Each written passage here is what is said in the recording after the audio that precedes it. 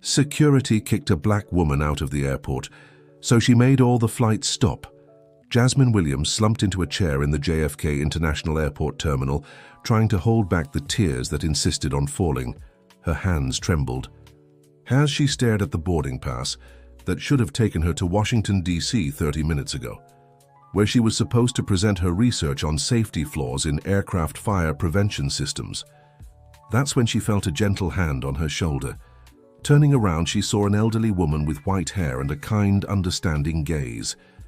"Sweetheart, I saw what that security guard did to you. What happened wasn't right," the woman said, sitting beside her. Jasmine took a deep breath, trying to compose herself. She had been publicly humiliated, treated like a criminal, when all she wanted was to board her flight to the most important conference of her career. That security guard, Mr. Derek, approached me as soon as I stepped into the priority line. I showed him my ID, my Air Safety Agency engineer badge, but he accused me of pretending to be someone else, Jasmine explained, her voice still shaky with emotion. He dragged me out of the line in front of everyone, saying I was causing a disturbance. "I recorded everything, dear," the woman replied, showing her phone. "My name's Dorothy Johnson. I may not understand much about technology, but I know how to film. I'll send this to my daughter, Michelle. She's a journalist and will know what to do." Jasmine looked at the phone screen, watching the scene she had just lived through. A white man in an impeccable uniform and rigid posture pointed his finger in her face. "You're not boarding today. People like you always try to cheat the system. Go back to the end of the line where you belong," he said in the video, while Jasmine tried to show her documents. "You don't have to get involved in this," Jasmine murmured, feeling defeated. "Oh, but I do," Mrs. Johnson replied firmly. "I'm 73 years old, and I've seen plenty of injustice in my time. At my age, I'm not afraid to stand up anymore." As they spoke, Jasmine noticed a young airport employee watching them from a distance. The woman, who couldn't have been older than 25, wore an airline uniform and seemed nervous, as if she wanted to say something but was afraid. "I just wanted to get to the conference," Jasmine sighed. "I'm the keynote speaker. I spent months preparing my presentation on the safety protocol flaws I've observed. Isn't there another flight?" "Yeah, the next one isn't until tomorrow morning, but it'll be too late. My talk is scheduled for 9 a.m. The young employee finally gathered her courage and approached. Glancing around to make sure no one was watching, she leaned in and whispered, "Excuse me, I couldn't help overhearing. My name's Tasha Robinson. I work at the check-in counter. What happened to you was wrong. Derek has done this before to other passengers, especially when they're black." She hesitated before continuing. "He's the nephew of the security coordinator." Jasmine's eyes widened in surprise at the revelation. "Can you help me file a formal complaint?" she asked. Tasha bit her lip, visibly nervous. "I can try, but I don't know if it'll do any good. No one wants to cross Derek because of his uncle. But," she lowered her voice even further, "there is a way you can get the security camera footage. It's your right under transparency laws." Just then, Mrs. Johnson's phone rang. It was her daughter, Michelle, responding to the message the older woman had sent minutes earlier. "Mom, this video is serious." Michelle's voice came through the speaker. "I'm posting it right now. What's the young lady's full name?" Jasmine hesitated for a second, but then decided it was time to act. Jasmine Williams, an air safety engineer, graduated from the Massachusetts Institute of Technology with a postgraduate degree from the California Institute of Technology. Less than an hour later, the video was already circulating on social media. Jasmine, who had decided to spend the night at the airport hotel to try for the next morning's flight, received calls from various media outlets. The hashtag #CharcoJustice for Jasmine was gaining traction online. Dear listener, if you're enjoying the story, don't forget to like and especially subscribe to the channel. It really helps us newcomers out. Now, back to the story. "I never imagined it would blow up like this," Jasmine confessed, talking to Mrs. Dorothy Johnson over the phone that night. The elderly woman had insisted on exchanging contact information. "The American people are tired of injustice, my dear. Your story has touched so many. My Michelle said the video already has over 100,000 views." Despite the uproar on social media, Jasmine couldn't feel completely victorious. She had missed the chance to present her research. years of work on critical flaws in fire prevention systems for commercial aircraft in the United States. Her absence at the conference would surely damage her professional reputation. The next morning, Jasmine returned to the airport determined. She dressed formally with all her documents, badges, and certifications neatly organized in a folder. If necessary, she'd show each one to prove who she was and her right to board. When she reached the gate, her heart raced as she saw Derek at his post again. The security officer recognized her immediately, his face hardening. "You again?" he said, blocking her path. "I thought we settled this yesterday." "We settled nothing," Jasmine replied, keeping her voice steady despite her nerves. "I have every right to board, and that's exactly what I'm doing today." "Unfortunately, that won't be possible," Derek smirked with superiority. "You're now on our list of individuals posing a potential security threat." "What? That's outrageous. On what grounds?" "Suspicious behavior and attempted unauthorized access." Jasmine felt her blood boil, but she kept her composure. People nearby began watching the scene, some recognizing her from the viral video. "I want to speak to your supervisor," she demanded. "My supervisor is busy and fully agrees with my assessment," Derek shot back, crossing his arms. "I suggest you leave before I have to call for backup." That's when Tasha appeared. The young employee had just started her shift and, spotting Jasmine, quickly approached. "Derek, we've verified the passenger's ID." "She is who she says she is," Tasha intervened, holding up a tablet with Jasmine's details. "That doesn't change the fact she caused a scene yesterday," he snapped, annoyed by the interference. "And since when do you have the authority to verify identities?" "Since I started working in identification," Tasha replied with a confidence that surprised Jasmine. "And we have specific guidelines to ensure passengers aren't denied boarding without just cause. The video going around is already damaging the airport's reputation." Derek faltered for a moment, but quickly regained his stance. "She's still a potential risk. My decision stands." Tasha gave Jasmine an apologetic look and stepped away. Feeling powerless, Jasmine decided to retreat, for now. Causing more of a scene wouldn't help. She needed another strategy. Sitting at a cafe in the terminal, Jasmine video called her friend Marcus, a civil rights lawyer. "They can't do this, Jasmine," Marcus said after hearing the whole story. "It's clearly a case of discrimination. You have every right to request the airport security camera footage through the transparency law, as the employee suggested. I can prepare a formal request right now." "And how long would that take?" "Usually up to 5 business days. But considering the case's impact, we can push for a quicker response." Jasmine thanked them and ended the call, frustrated with the legal delays. 5 days was far too long. Her professional reputation would be ruined by then. As she pondered her next move, she noticed unusual activity near one of the administrative offices. A group of men in suits hurried out, speaking in serious tones. Among them, Jasmine recognized a familiar face, Richard Harmon, the airport's current operations director, and her former engineering professor. Without a second thought, Jasmine stood and walked toward the group, hoping her former professor might intervene on her behalf. She was nearly within reach when fragments of their conversation reached her ears. "We can't delay these maintenance checks any longer, Richard. The inspection reports have been overdue for months," said one of the men, an older gentleman with graying hair. "We're following contingency protocol," Richard replied, visibly tense. "The aircraft are operational." "But they don't meet safety standards," the other insisted.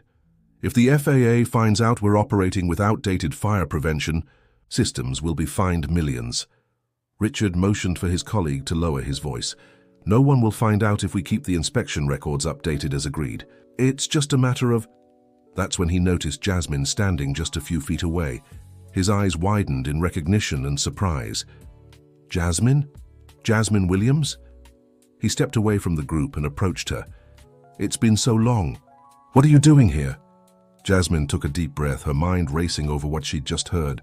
As an air safety specialist, she knew exactly what those words meant. They were falsifying inspection records, putting lives at risk. "Professor Harmon, what a coincidence," she replied, keeping her voice steady. "I've been trying to fly to Washington, D.C. since yesterday, but I'm having issues with airport security. Richard's face showed concern. What kind of issues?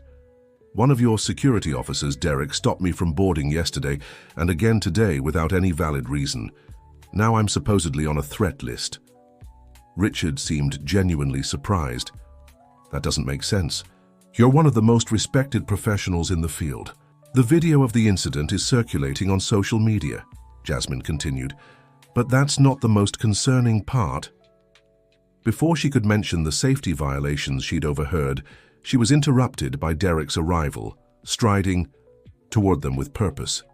"Director, this is the woman who caused trouble yesterday," he said, pointing at Jasmine. "She keeps trying to access restricted areas." "We're in the middle of the terminal, Derek," Jasmine shot back. "How could I be trying to access restricted areas?" Richard looked between them, clearly uncomfortable. "Derek, this is Jasmine Williams, a respected air safety engineer and my former student. I'm sure there's been some misunderstanding.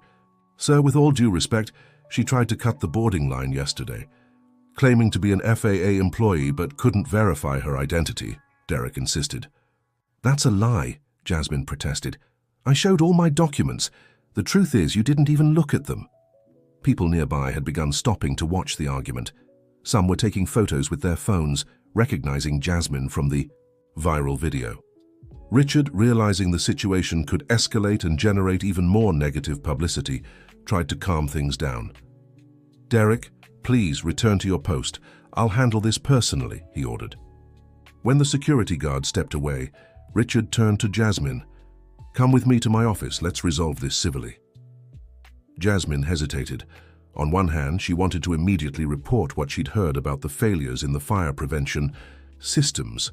On the other, she needed to ensure she could board her flight and leave the airport before they tried to silence her somehow.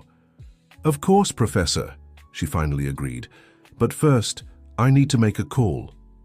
Stepping aside, Jasmine quickly sent a message to Dorothy, letting her know where she'd be and with whom.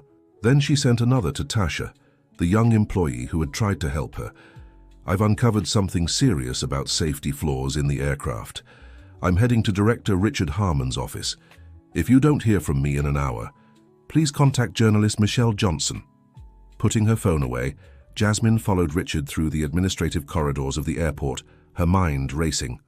As a safety engineer, she knew what was at stake went far beyond her personal humiliation. Lives could be in danger if the planes were truly operating with outdated fire prevention systems. In the office, Richard gestured to a chair for Jasmine and sat behind his desk. "I apologize for Derek's behavior. He can be a bit overzealous at times." "A bit overzealous?" Jasmine couldn't contain her outrage. "He humiliated me publicly, stopped me from doing my job, and now he's trying to prevent me from traveling again. And I heard he's the nephew of the security coordinator. Is this how things work here, nepotism and discrimination?" Richard seemed uncomfortable with the accusation. "Let's resolve this, Jasmine. I can guarantee you a seat on the next flight to Washington, D.C., with an upgrade to business class as compensation for the inconvenience." "I don't want compensation. I want justice," she replied firmly. "And I want to know why you're operating aircraft with outdated fire prevention systems." Richard's face paled. "How did you—" "I overheard your conversation in the hallway. As a safety engineer, I know exactly what it means to operate with compromised systems. We're talking about lives at risk, Professor." Richard stood, closed the office door and returned to his chair, visibly shaken. "Jasmine, you don't understand. We're facing an unprecedented financial crisis. The parts to update the systems cost a fortune, and manufacturers have extended delivery times due to the global supply chain crisis. We're following alternative safety protocols." "What alternative protocols?" she demanded. "There's no alternative to a functional fire prevention system on an aircraft. We've increased the frequency of visual inspections, and visual inspections won't detect electrical system failures that could cause fires at 30,000 feet, Jasmine interrupted, her voice rising with the gravity of the situation. "Professor, you know this better than anyone. You taught me these principles at MIT. Richard rubbed his face, suddenly looking older and exhausted. "What do you want, Jasmine?" "I want all flights with affected aircraft grounded immediately until the systems are properly inspected and repaired. And I want Derek suspended while an investigation into discrimination is conducted." You're asking me to shut down half the airport's operations, Richard protested. That would cost millions, disrupt thousands of passengers, and could bankrupt multiple airlines. And continuing to operate this way could cost lives, replied Jasmine, standing her ground. I'm filing a formal complaint with the regulatory agency right now.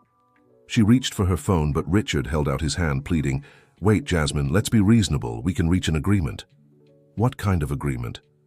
We can start a gradual review of the systems, beginning with the oldest aircraft. As for Derek, I can transfer him to another department where he won't interact with passengers. And of course, I'll ensure you never have trouble boarding at any airport in the country again.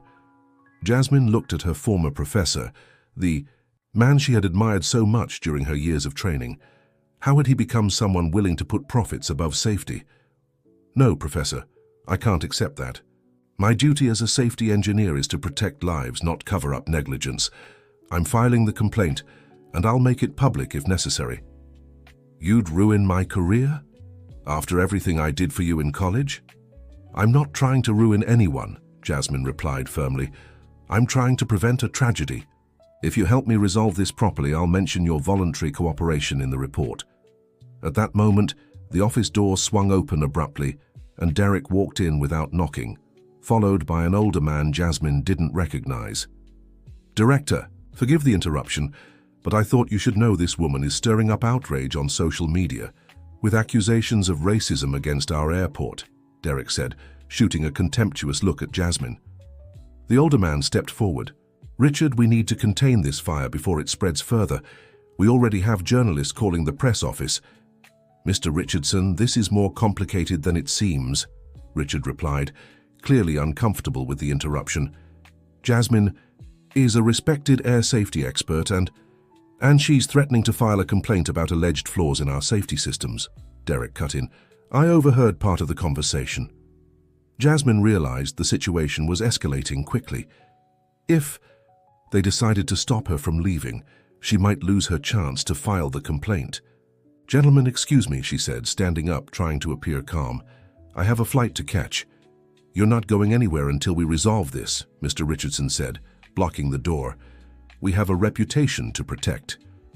Just then, Jasmine's phone rang. It was Tasha. Hello? Jasmine answered, keeping her eyes on the three men.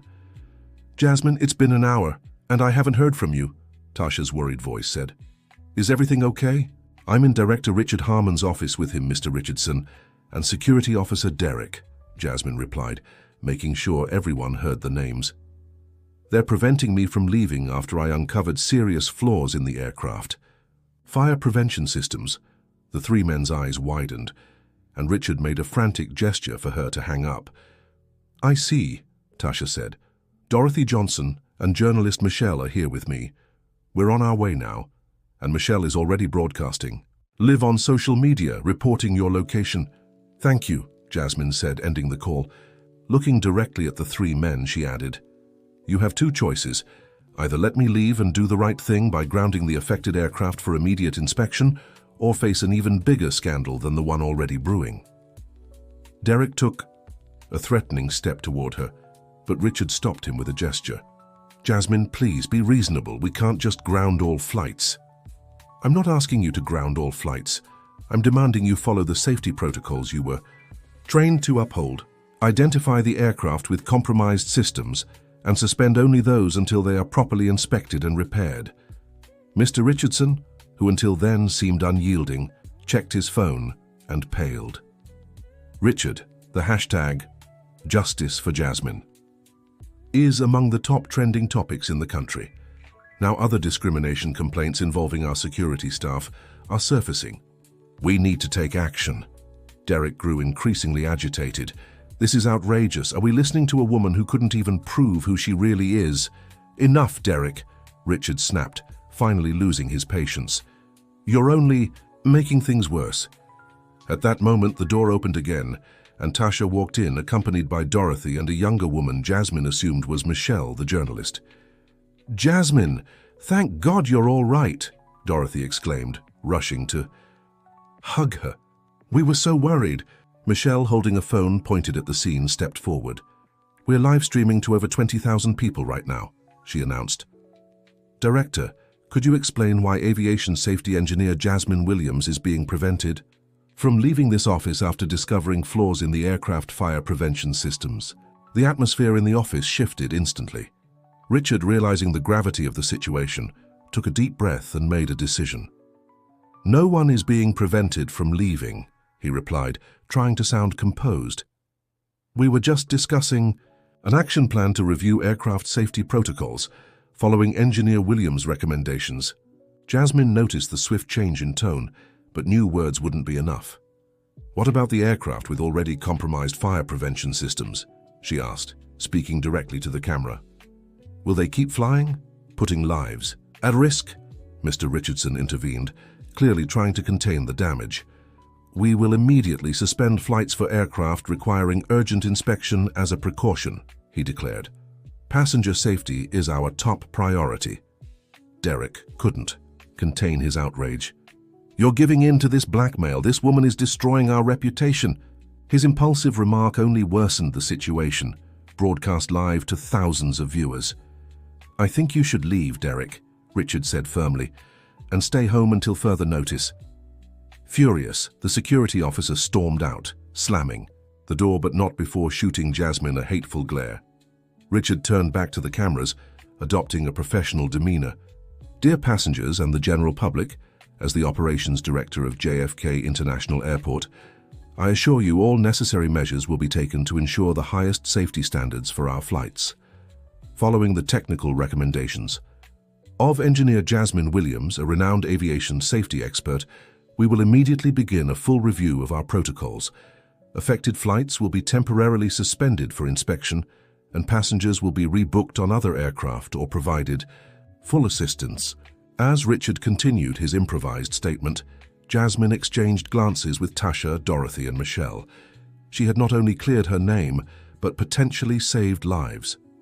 The young employee smiled faintly as Dorothy squeezed her hand in solidarity. Half an hour later, the airport was making history. Announcements over the loudspeakers informed passengers of dozens of flight cancellations for extraordinary technical inspections. Lines formed at the service counters, with confused and irritated passengers, but at the same time many of them recognized Jasmine and expressed support for the initiative that prioritized everyone's safety.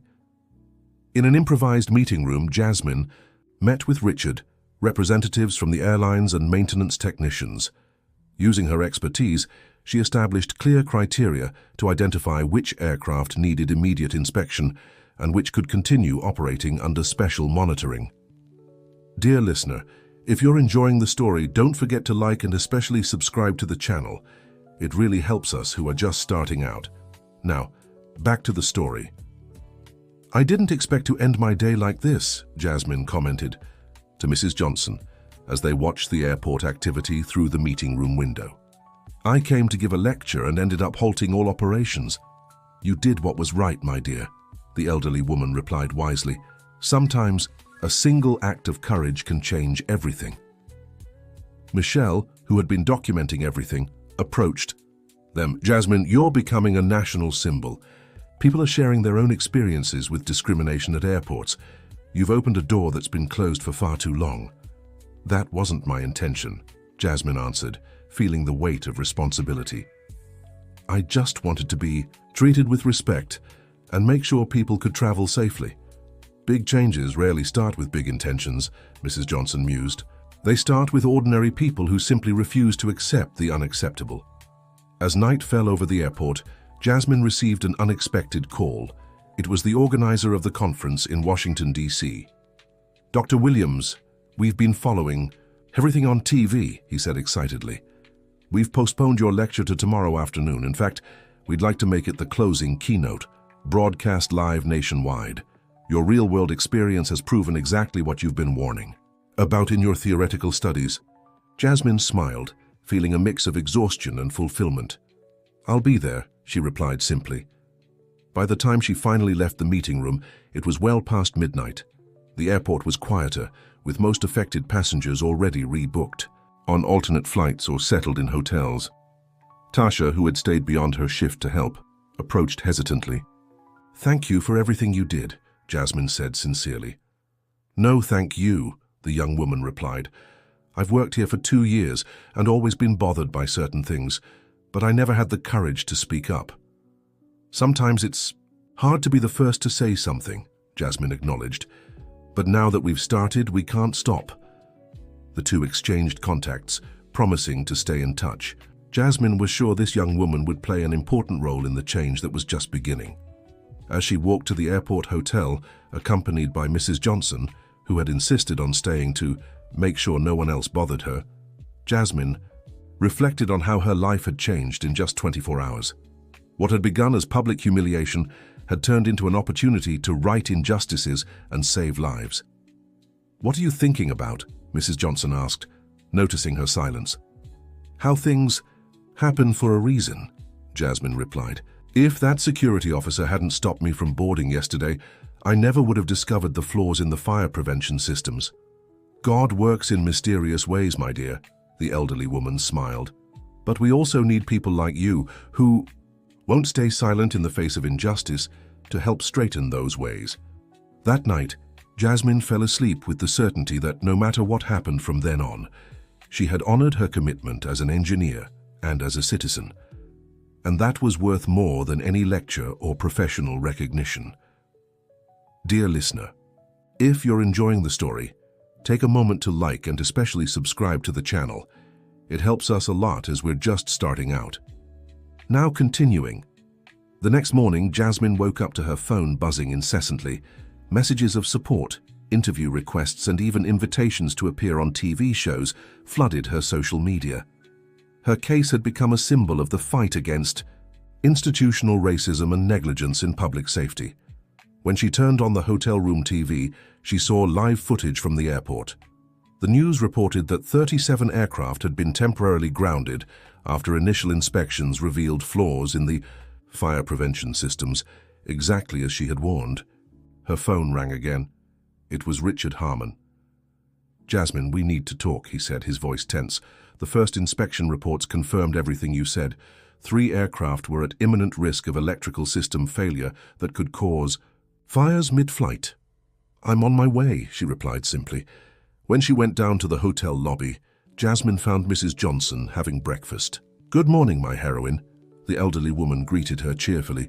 "Did you sleep well?" "Better than I expected," Jasmine smiled.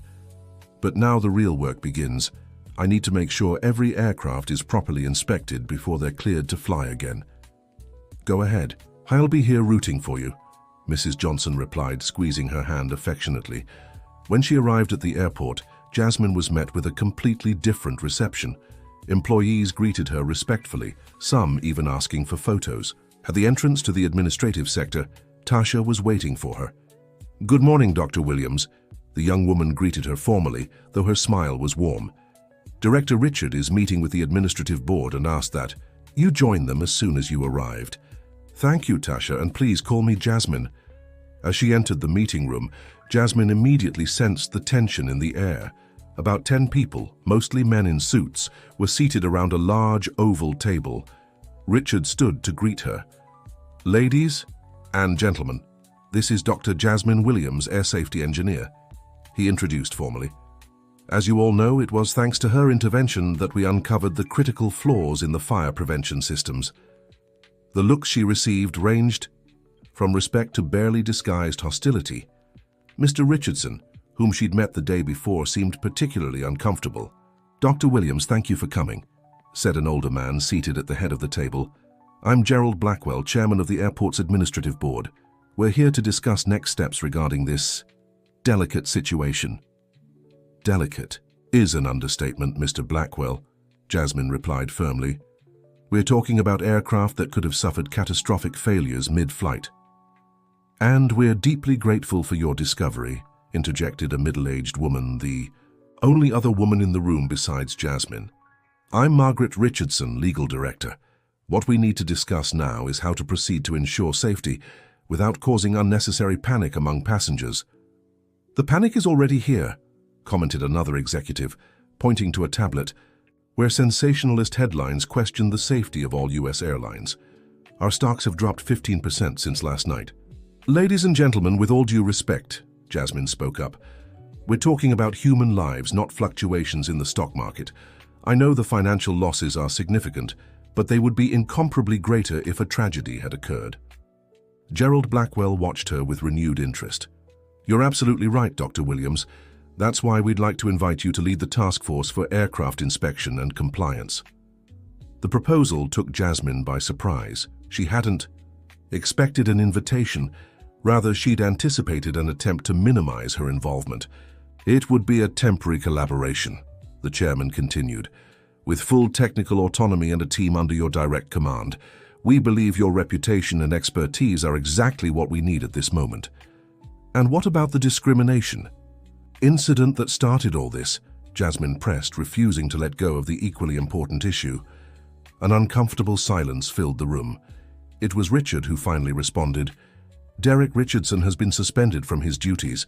An internal investigation will be conducted not only into this incident, but also into other similar reports that have begun to surface.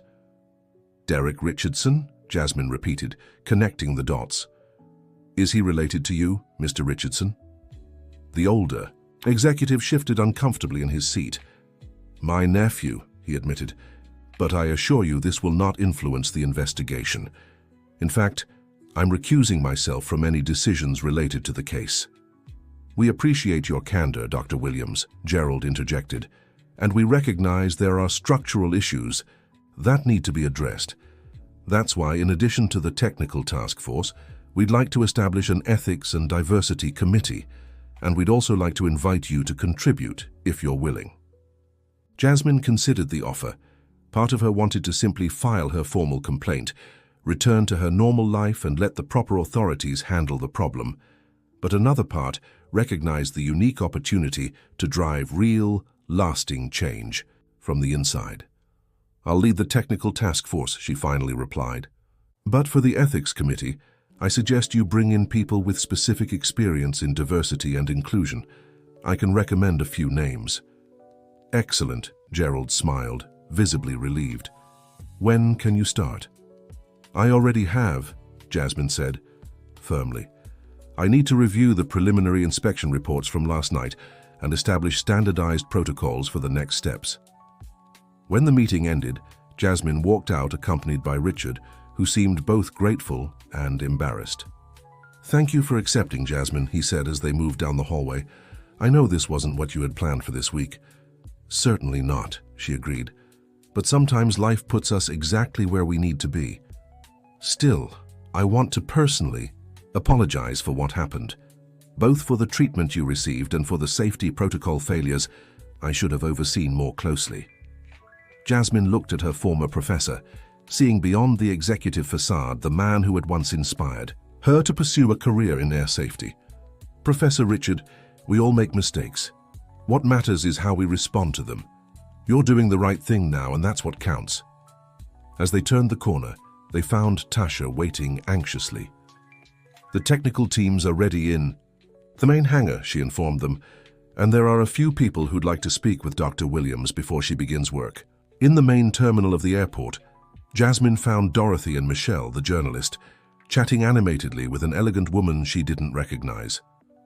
Jasmine, dear, Dorothy embraced her warmly. This is my friend Helen Fitzgerald. She saw your story on the news and came specifically to meet you. Nice to meet you, greeted Jasmine, extending her hand. The pleasure is all mine, replied Helen with a calm smile. I'm a retired judge from the Federal Court of Appeals. When Dorothy told me what happened, I offered to help. I have experience with cases of institutional discrimination and would love to contribute to the ethics committee you're forming. Jasmine couldn't hold back a broad smile.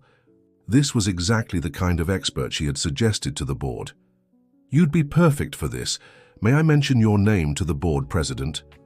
Of course, my dear. In fact, I've already reached out to some colleagues who'd also be willing to volunteer.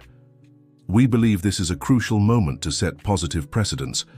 As they spoke, Jasmine noticed a group of airport employees approaching timidly, led by Tasha.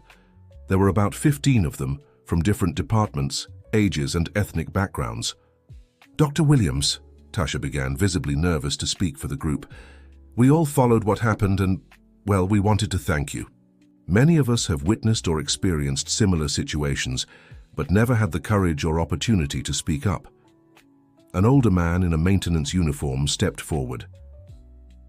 "I've worked here for 27 years, Dr. Williams. I've seen a lot of wrongdoing and always feared losing my job if I spoke out. What you did opened a door for all of us." Jasmine felt a lump in her throat. She hadn't imagined the impact her actions would have on so many lives. "You're the real heroes," she replied, moved. "You're the ones keeping this airport running every day, even through hardships and injustice. If I made any difference, it's because people like Tasha and Mrs. Johnson had the courage to stand by me when I was alone." Michelle, watching the scene with a journalist's eye, stepped closer. "Jasmine, this is a story that needs to be told beyond the initial incident. It's about how one person can spark change across an entire system. Would you let me follow your work over the next few days for a special report?" Before Jasmine could answer, her phone rang. It was the organizer of the conference in Washington, D.C. "Dr. Williams, we completely understand you can't attend today given the circumstances," he said. "In fact, we're considering moving the entire conference to New York City next week, so you can share your practical experience alongside your theoretical research." "That would be perfect," Jasmine replied. "I believe we'll have significant progress by then, and I can present not just the problems, but also the solutions we're implementing." Hanging up, she turned back to the group awaiting her answer. "Michelle, you're welcome to follow our work on one condition, that your report includes all these people too," she gestured to the employees, "because real change happens when we work together." As Jasmine walked toward the hangar, where the technical teams waited, accompanied by Tasha, Richard, and now Michelle, she reflected on how the events of the last 2 days had transformed not just her life, but potentially the future of air safety in the United States. What had started as an act of discrimination had become an opportunity to correct years of neglect and establish new standards of safety and ethics. And all because she had refused to stay silent. "What's on your mind?" Tasha asked, noticing her distant gaze. "How small actions can have big consequences," Jasmine replied, "and how we should never underestimate our power to make a difference." Upon entering the massive hangar, where dozens of technicians awaited instructions and aircraft stood open for inspection, Jasmine felt the weight of responsibility, but also the strength that came from the trust placed in her. A trust she had earned not through her title or position, but through her courage to stand up for what was right, even when everything seemed against her. "Let's get to work," she said, determined to honor every person who had believed in her, and every passenger whose safety now depended on her decisions. "We have lives to protect." The day had dawned with Jasmine already in full swing. She had slept only 4 hours, but felt energized by the responsibility in her hands. Her makeshift desk in the airport's technical center was covered with reports, blueprints, and safety manuals. Tasha, who had become her unofficial assistant, brought her 3rd coffee of the morning. "You need to rest a little," the young woman said, concerned. "You've been working non-stop since yesterday." "I can't stop now," Jasmine replied, scanning. Another inspection report. "The deeper I dig, the more problems I find. It's not just the fire prevention systems. There are flaws in the maintenance protocols for depressurization devices. In the emergency communication systems, it's like they ignored every safety update from the last 5 years." Tasha sat beside her, visibly troubled. "The worst part is, many of us knew something was wrong. Technicians complained constantly, but they were silenced or transferred to other departments if they pushed too hard." Jasmine looked up from the papers and studied the young woman for a moment. "Why did you decide to help me, Tasha?" "It was risky. You could have lost your job." Tasha lowered her gaze, hesitant. "My brother was a flight attendant. 2 years ago, he reported issues with the oxygen system on the plane he worked on. No one listened. A week later, there was a failure mid-flight. It wasn't catastrophic, but several passengers got sick from lack of oxygen during depressurization. My brother was blamed for the unnecessary panic he caused by following emergency protocol. He was fired and struggled to find work with other airlines, ended up changing careers." "I'm so sorry," Jasmine said, understanding the young woman's motivation better. "When I saw what happened to you, Something inside me said it was time to act, Tasha continued. I couldn't let another person be silenced for trying to do the right thing. Jasmine's phone rang, interrupting the conversation. It was her friend Marcus, the lawyer. Jasmine, I just sent the formal complaint form to the Federal Aviation Administration. I included all the technical details you gave me and the preliminary evidence. Given the severity of the situation and your standing as a recognized expert, they promised an immediate response. Thank you, Marcus. Keep me posted on any updates. No sooner had she hung up than Richard hurried into the room. Jasmine, we need to talk, he said, visibly agitated. I just got a notification from the FAA. They're sending an inspection team today. That's way faster than the usual procedure. It's to be expected given what we've uncovered, Jasmine replied calmly, though her heart raced at the news. The flaws are too serious to follow the usual bureaucratic protocol. You filed a formal complaint? Richard asked, incredulous. I did what any safety engineer committed to professional ethics would do, she answered, holding his gaze.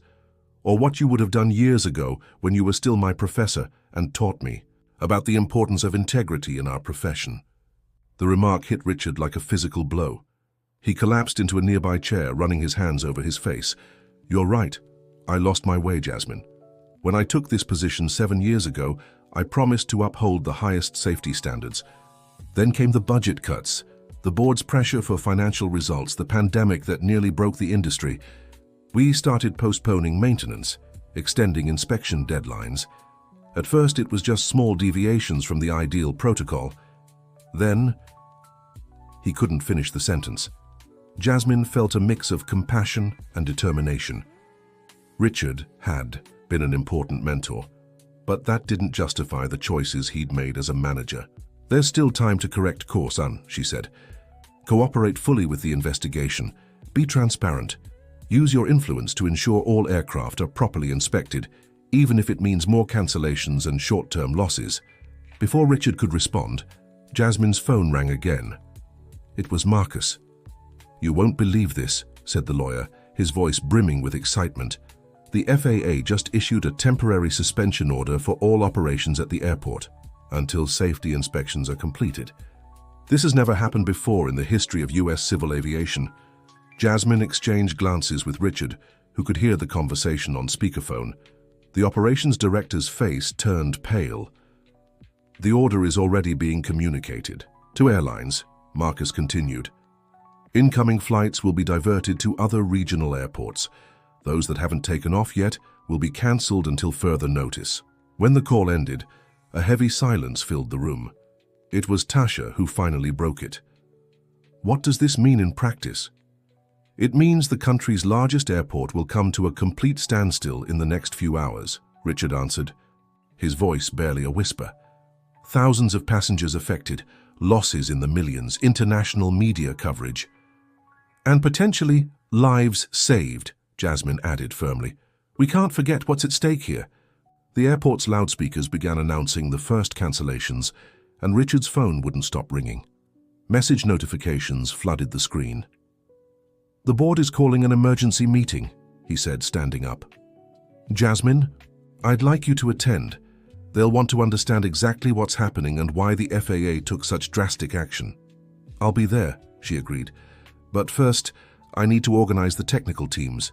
We have to make the most of this suspension time to complete all necessary inspections. As Richard hurried out, Tasha approached Jasmine with a worried expression. Do you think he'll try to pin the blame on you, to save his own skin? Jasmine thought for a moment. He might try, but the truth is documented. The failures exist and predate my arrival here. The most important thing now is to focus on the solution, not on assigning blame. In the following hours, the airport became a scene of organized chaos. While customer service teams dealt with thousands of frustrated passengers, maintenance crews and safety inspectors raced against time to check every aircraft. Jasmine coordinated the efforts, setting priorities and ensuring all protocols were strictly followed. By early afternoon, she received a message from Tasha asking her to meet urgently in the administrative area. When she arrived, she found the young employee in tears. confronted by a middle-aged man with a furious expression. "What's going on here?" Jasmine asked, stepping between them. "This employee is being questioned for breaching confidentiality," replied the man, whom Jasmine recognized from his badge as Robert Thompson, the Human Resources Manager. "We have reason to believe she shared unauthorized internal information that contributed to the current crisis." "I only told the truth," defended Tasha, her voice trembling. "I didn't leak any confidential documents." Jasmine remained calm, though she felt the injustice of the situation. "Mr. Thompson, Tasha did nothing but fulfill her civic and moral duty.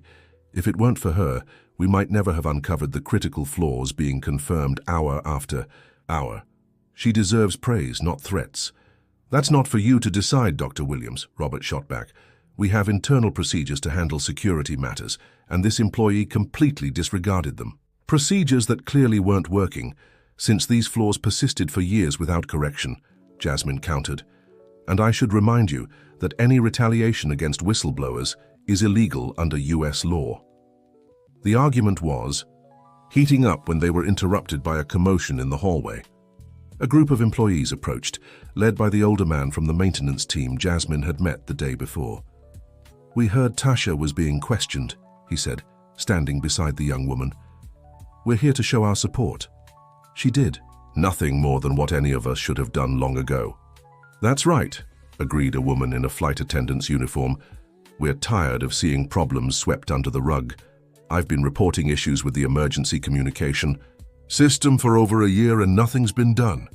One by one, other employees began sharing their own experiences. Delayed maintenance, ignored warnings, concerns dismissed as overreacting. Robert Thompson grew visibly uncomfortable as the group swelled to over 20 people. "Is this an insurrection?" he asked, trying to maintain authority but clearly intimidated by the crowd. "This is workplace democracy," Jasmine corrected. "These people are exercising their right to speak out against practices that put lives at risk. I suggest you reconsider your approach, Mr. Thompson. Tasha won't be punished for doing the right thing." Outnumbered and faced with growing support for the young employee, Robert retreated, muttering that this wasn't over. As he left, there was a quiet celebration among the staff, with Tasha receiving hugs and words of encouragement. "Thank you for standing up for me," she told Jasmine when they were finally alone. "I should thank you for your courage," Jasmine replied. "But it breaks my heart to think of how many Tashas have been silenced over the years, how many warnings were ignored that could have prevented tragedies. What matters is that things are changing now," Tasha said, wiping her tears. "People are losing their fear of speaking up." Just then, Jasmine's phone rang. It was Dorothy. "Sweetheart, have you seen what's happening?" the elderly woman asked, her voice brimming with excitement. "We're at the center of it all. My Michelle can't stop getting calls from other news outlets wanting to know more about the case. I see it, Dorothy. Things are moving. Fast here too. I've got news," Dorothy continued. "Remember how I told you I was a teacher before retiring? Well, I didn't mention I also served as a federal court of appeals judge for 15 years. I just called some old colleagues from the bench. They're following the case closely and offered legal support if needed." Jasmine couldn't help but smile, in surprise and admiration. "You continue to surprise me, Mrs. Johnson." "Oh, my dear, at 73 years old, I've seen a lot in this life. And I've learned that no one is strong alone. We need allies. Michelle and I are heading to the airport right now. It seems that security guard Derek is causing more trouble." "What kind of trouble?" asked Jasmine, feeling a knot in her stomach. "He's giving interviews, saying you made all this up to get back at him for doing his job. He's trying to discredit you. But don't worry, I brought more evidence." As Jasmine tried to process this new information, she received an urgent message from Richard. The meeting with the administrative board would start in 15 minutes. She quickly said goodbye to Mrs. Johnson, promising to meet her as soon as the meeting was over, and headed to the boardroom, accompanied by Tasha, who had insisted on coming along for moral support. The boardroom was on the top floor of the EE administrative building, with large windows offering a panoramic view of the runways. Under normal circumstances, it would be a scene of intense activity, with dozens of aircraft taxiing, taking off, and landing every hour. Today, however, The runways were practically empty, with only a few grounded planes and maintenance crews working around them. When Jasmine entered, the tension in the room was palpable. About 12 people were seated around a large table, mostly middle-aged men in formal attire. Richard was standing near the head of the table, presenting data on a large screen. "Ah, Dr. Williams, glad you could join us," said Gerald Blackwell, the board chairman, whom Jasmine had met the day before. "We were just discussing the financial impact of the suspended operations." "And the safety failures that caused this suspension?" Jasmine asked, cutting straight to the point. "That should be the main focus of the discussion."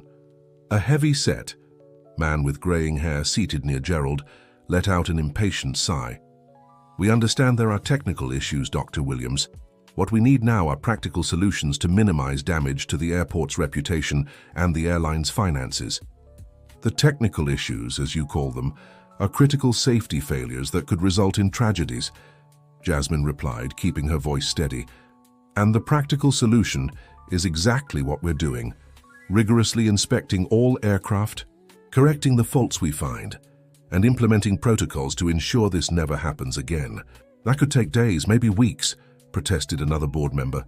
"Every hour of suspended operations means millions in losses." Jasmine realized she needed to change her approach if she wanted the board's support. They clearly understood the language of numbers better than that of safety. "Ladies and gentlemen of the board, I fully understand your concern about the financial impacts, but let me offer another perspective. What would be the cost of a plane crash caused by failures in fire prevention systems? Not just in financial terms, with billion-dollar settlements and the total loss of $300 million aircraft, but also the incalculable cost in human lives and the permanent damage to American aviation's reputation." The silence that followed told her the message had hit its mark.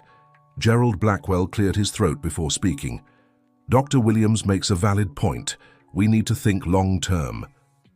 At that moment, the door opened and Mr. Richardson hurried in, followed by Derek, the ECHO security guard who had blocked Jasmine earlier. "Sorry for the delay," Richardson said, taking a seat at the table. "I was handling an urgent matter related to the current crisis." Derek remained standing near the door, giving Jasmine a defiant look. "I don't recall summoning Mr. Derek to this meeting," remarked Gerald, furrowing his brow. "I thought it important for him to be present, considering he was unfairly portrayed as the villain in this story," replied Richardson. "My nephew has a very different version of the events that triggered this whole situation." "With all due respect, Mr. Richardson, that isn't relevant to the current discussion," interjected Richard. "We're addressing the safety failures in the aircraft, which were confirmed by preliminary inspections." "Oh, but it's completely relevant," insisted Richardson, "because this entire uproar started with a discrimination accusation that, according to my nephew, was nothing more than a misunderstanding. And now we have the suspension of one of the country's largest airports based on allegations that may have been motivated by a desire for revenge." Jasmine felt her blood boil, but kept her composure. "The safety system failures exist regardless of what led me to discover them," she replied calmly. "The technical reports speak for themselves. 3 aircraft have already been identified with an imminent risk of electrical system failure that could cause mid-flight fires. That's an objective fact, not an opinion or retaliation." Derek stepped forward. "What is a fact is that this woman tried to cut the priority boarding line without proper authorization. When I asked her to join the regular line, as I would with any other passenger, she started making a scene, claiming to be an authority. I was just doing my duty to maintain order." "That's a blatant lie." Tasha couldn't hold back. "I was there. I saw everything. Dr. Williams presented all the documents and you didn't even look at them. You said, 'People like her always try to game the system.' And who are you to accuse me?" Derek shot back, stepping threateningly toward Tasha. "She's the same employee leaking confidential information and inciting rebellion among the staff," Mr. Richardson interjected, his tone dripping with disdain. The situation was rapidly deteriorating when the door opened once more. Dorothy Johnson entered, accompanied by Michelle and a woman Jasmine didn't recognize, but who carried an air of natural authority. "I apologize for the interruption," Dorothy said with politeness that didn't hide her resolve. "But I believe I have relevant information for this meeting." "Ma'am, this is a private administrative board meeting," Gerald protested. "I'm Dorothy Johnson, former judge of the Federal Court of Appeals," she introduced herself, and Jasmine couldn't help but admire the elegance and firmness of the 73-year-old woman. "And this is my colleague, retired Judge Helen Franklin. We're here to discuss evidence of discrimination and the tampering of safety records." The mention of tampered records caused murmurs among the board members. Gerald, sensing the gravity of the situation, gestured to seats for the newcomers. "Please, Judge Johnson, elaborate." Dorothy took a tablet from her bag and connected it to the room's main screen. "As I told Dr. Williams yesterday, I recorded the entire incident with Security Officer Derek. But what I didn't mention is that I kept filming afterward when he walked away, thinking no one was watching. See for yourselves." The recording showed Derek stepping away from Jasmine, grabbing his radio and saying, "I need you to block passenger Jasmine Williams's access. Yeah, that short-haired black woman causing trouble. Put her on the threat list. No, we don't have proof, but better safe than sorry. My uncle will approve." The room fell completely silent when the recording ended. Derek looked petrified, while Mr. Richardson kept his eyes down, unable to face his colleagues. "There's more," Dorothy continued. "My daughter Michelle, an investigative journalist, had access to documents suggesting that safety inspection records were altered in recent months. Some of them bore the digital signature of the safety coordinator, Mr. Richardson." Michelle took a step forward. "We received anonymous tips from airport employees indicating that Mr. Richardson personally ordered the falsification of maintenance reports to avoid the costs of replacing outdated parts and systems. Based on this information, my reporting team investigated and uncovered a consistent pattern of cost-cutting in critical safety areas over the past 3 years." Richard looked completely devastated. As operations director, he was technically responsible for overseeing safety, even if he wasn't directly involved in the falsifications. "Is this true?" Gerald asked Richardson directly. The older man hesitated, weighing his options. Finally, with a sigh of defeat, he admitted, "We were just following the board's orders to cut costs. You said it yourself, Gerald, that we needed to slash 15% of the maintenance budget to balance the books after the pandemic. I asked for operational efficiencies, not compromise safety," Gerald protested, visibly shaken. "What about your nephew?" Jasmine asked, turning to Richardson. "He has a history of discriminatory behavior that seems to have been consistently overlooked." Richardson didn't answer, but his silence spoke volumes. "I think we need a break," Gerald suggested, trying to regain control of the situation. "Let's gather our thoughts and—" "We don't have time for breaks," Jasmine interrupted firmly.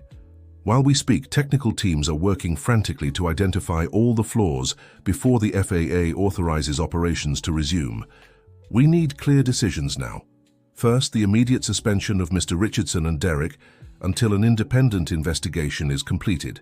Second, authorization to urgently procure all necessary parts and systems to fix the identified flaws with no budget restrictions.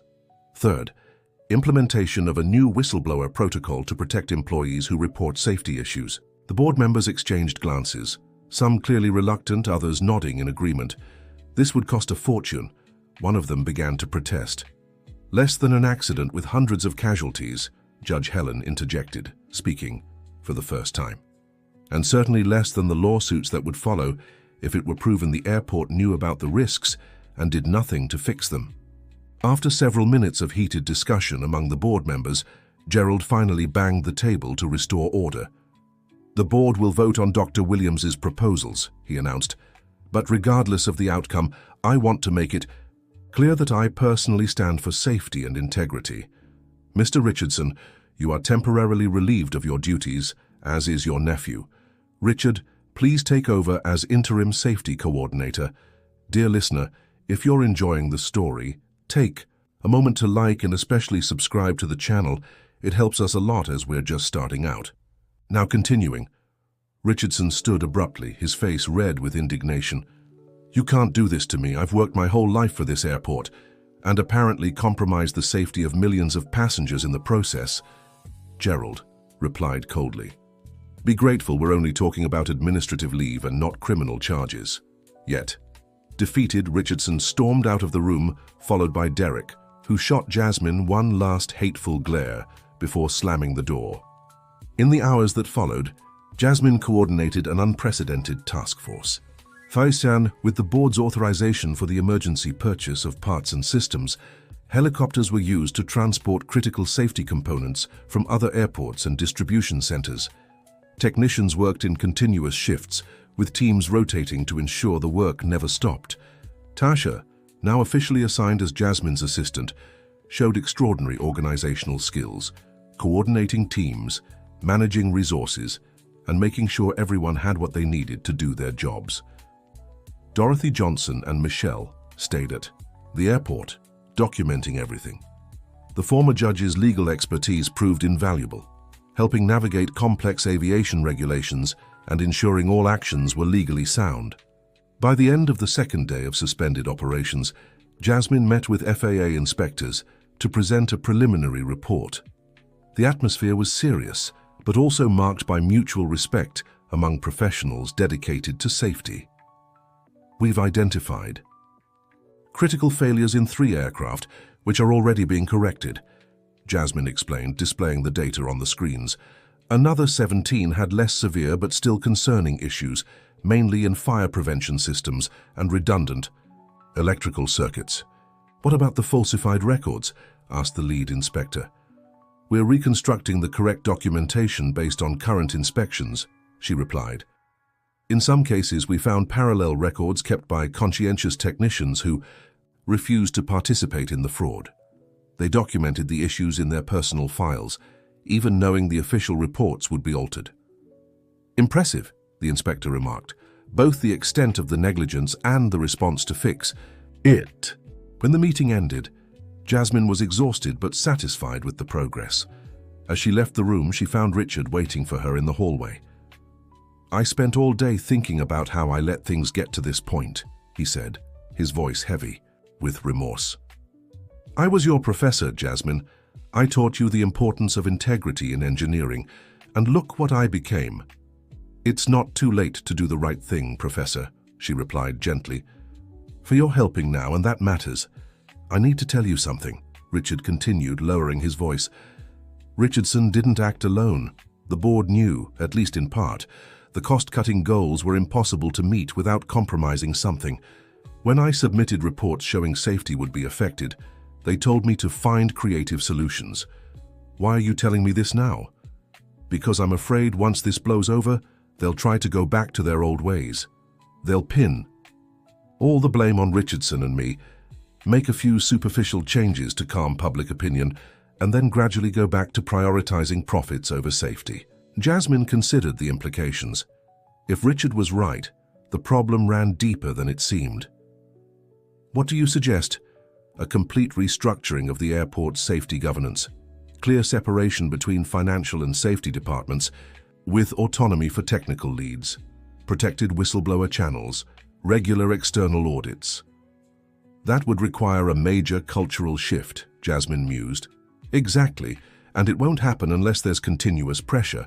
Once operations resume and the cameras leave, we'll need someone inside keeping the focus on safety. Before they could continue, they were interrupted by Tasha's arrival, accompanied by a maintenance technician who looked agitated. Dr. Williams, we found something you need to see, Tasha said, leading them to one of the hangars where an aircraft had its electrical compartment open. The technician, a middle-aged man with calloused hands and a serious expression, pointed to a set of partially melted cables and connectors. We found this during the detailed inspection. These cables power the main fire suppression system. They were overheating due to improper installation during the last maintenance. When was the last maintenance? Asked Jasmine, carefully examining the damage. 3 months ago, according to official records. But the WARE suggests this problem has existed much longer. What would have happened if we hadn't found this now? Richard asked, though he already suspected the answer. At some point, likely during a flight, these cables would have failed completely, the technician explained. The fire suppression system wouldn't work exactly when we needed it most. If there were even a small fire anywhere on the aircraft, there'd be no way to contain it. A heavy silence fell over the group as they processed the implications. This was concrete evidence of the danger that had been avoided thanks to Jasmine's intervention. "We need to document this meticulously," she finally said. "Photos, videos, detailed reports, and we'll inspect every other aircraft of the same model with even more care." "We've already started," Tasha replied. "So far, we've found similar issues in 2 other aircraft."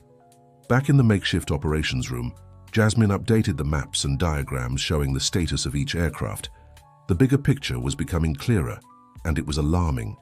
Of the 53 planes inspected so far, 26 had some kind of safety flaw that should have been fixed in previous maintenance checks. "This isn't coincidence or isolated negligence," she remarked to Richard. "It's a systematic pattern of cutting corners on safety."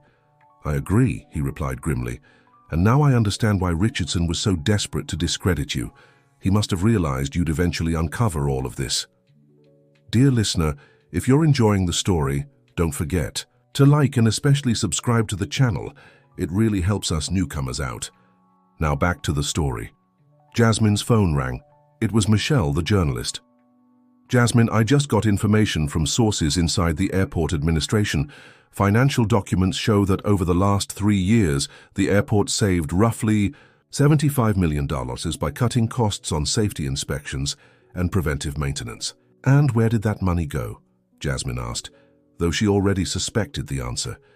"Bonuses for executives and dividends for shareholders," Michelle replied. "Operating profits rose significantly during that period, and the board received $1 million awards for operational efficiency." "Are you publishing this?" "I'm already drafting the article. It'll be tomorrow's headline. My mom's helping me navigate the legal aspects." When she hung up, Jasmine noticed Richard watching her with a complicated expression, a mix of shame and determination. "So you got those bonuses too, didn't you?" she asked directly. "Yes," he admitted without evasion, "and I'll return every penny. I can't change the past, but I can help build a better future for this airport." "Starting now," Jasmine agreed. "We need to speed up inspections. The FAA won't authorize resuming operations until every aircraft is cleared." As they worked through the night, a wave of solidarity formed spontaneously. Technicians from other airports volunteered to help. Retired engineers returned temporarily to duty. Even administrative and general service staff joined the effort, assisting with logistics, meals, and support. The following morning, marking the start of the 3rd day of suspended operations, both national and international press closely followed every development. Michelle's report, exposing how the airport administration had prioritized profits over safety, sent shockwaves through the financial market. Shares of the airport management company plummeted, and shareholders began demanding answers. Gerald Blackwell called a press conference in an attempt to mitigate the damage. In a surprising move, he invited Jasmine to stand by his side during the statement. JFK International Airport acknowledges the serious mistakes made in safety management over the past few years, he admitted before dozens of reporters. "We take full responsibility and are taking decisive measures to correct them." Dr. Jasmine Williams, who courageously exposed these failures, has been invited to lead a new safety and compliance division with full autonomy and direct reporting to the board. Jasmine, who had not been informed of this appointment beforehand, maintained her composure, though she was inwardly surprised. When it was her turn to speak, she chose her words carefully. "I appreciate the trust, but my acceptance of any position will depend on structural changes that ensure safety is never compromised again. This includes protected whistleblower channels, a complete review of maintenance protocols, and most importantly, a cultural shift that values those who speak the truth, even when it's inconvenient." The press conference continued with technical questions about the failures found and the timeline for resuming operations. Jasmine answered with professional precision, neither downplaying nor exaggerating the severity of the situation. At the end, one reporter asked a question that captured the human essence behind the technical crisis. "Dr. Williams, all of this began when you were a victim of discrimination by an airport security officer. How do you feel now, seeing that painful moment may have ended up saving hundreds of lives? Jasmine paused before responding. I feel it shows how the universe works in mysterious ways. If I had boarded that flight, I would have given my lecture and returned home. Never. Uncovering the critical problems that existed here. What started as an injustice against one person became an opportunity for justice for thousands. It reminds me that we must always speak up against what's wrong, even when it feels like no one is listening, because we never know how many lives we might touch. Her answer resonated powerfully, repeated in news broadcasts and shared across social media. Speak Up Always became a new hashtag, inspiring people to share their own stories of standing up against injustice. As inspection work continued intensively, the atmosphere at the airport had noticeably shifted. A sense of shared purpose now united. People who had previously just performed their individual duties without seeing themselves as part of something greater. By the end of the third day, Jasmine met again with the FAA inspectors to present a progress report. The news was mixed. On one hand, most aircraft had already been inspected, and many were ready to resume operations. On the other, the problems found were more extensive and severe than initially estimated. Based on the data presented, we will authorize a partial resumption of operations starting tomorrow, announced the lead inspector. Approved aircraft may operate normally, while the others will remain grounded until all corrections are implemented and verified. It was a partial but important victory. The airport could begin normalizing operations gradually, without compromising safety.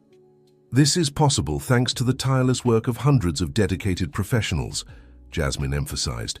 People who understood we're dealing with lives, not just numbers. When the meeting ended, Jasmine found Tasha, Dorothy Johnson, and Michelle waiting for her. The first aircraft have been cleared for flight, she announced. Starting tomorrow, the airport will gradually resume operations.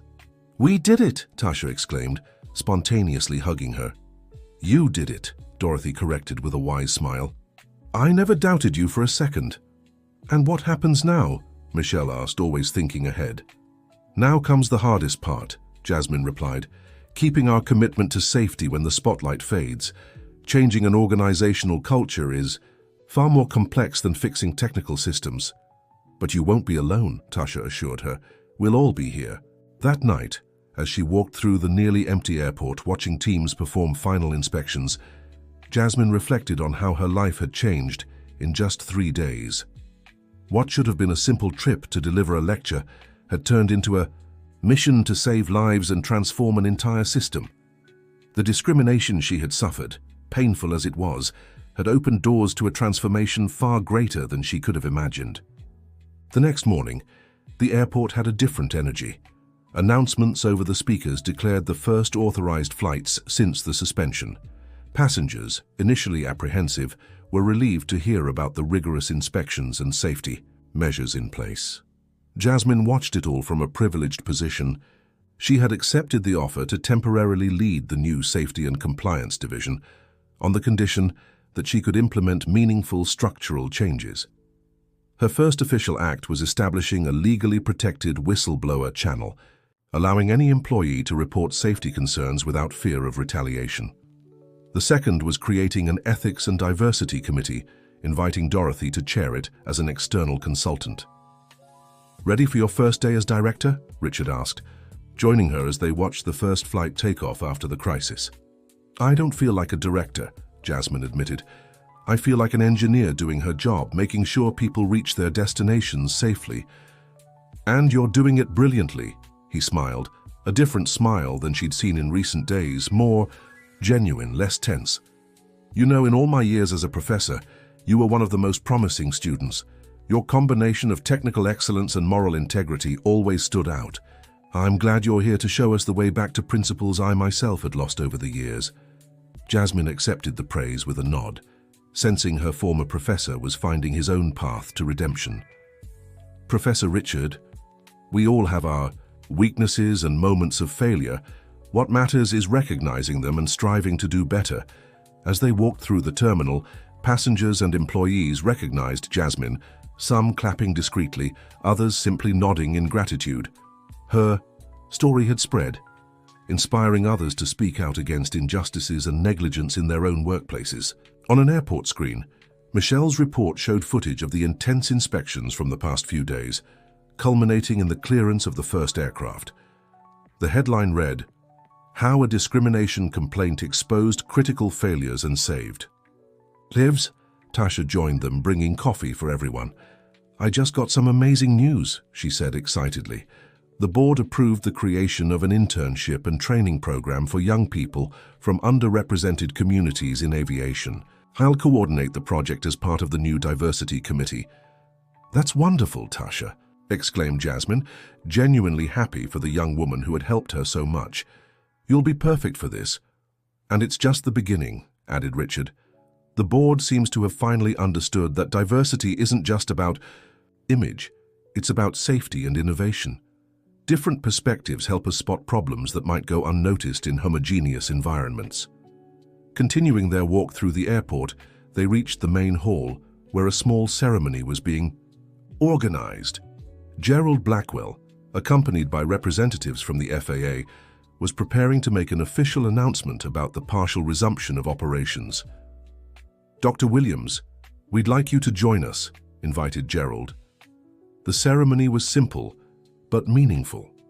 Gerald formally announced the partial resumption of flights and presented the structural changes being implemented to ensure similar failures wouldn't happen again. And none of this would have been possible without the courage and determination of Dr. Jasmine Williams, he concluded. Someone who, even when treated unfairly, chose the hardest path, not staying silent in the face of wrongdoing and fighting, not just for individual justice but for collective justice. When it was her turn to speak, Jasmine was direct. True safety doesn't just come from equipment working properly, but from people who deeply care about their responsibilities. Over the past few days, I've seen hundreds of dedicated professionals working tirelessly to ensure every plane that takes off is in perfect condition. These are the people who deserve recognition, and I promise, as the new Director of Safety and Compliance, that their voices will always be heard and respected. No matter their position, background, or appearance. The applause that followed was warm and genuine. Airport staff, passengers, and journalists recognized the significance of the moment. This wasn't just about resuming flights, but about setting a new standard of integrity in American aviation.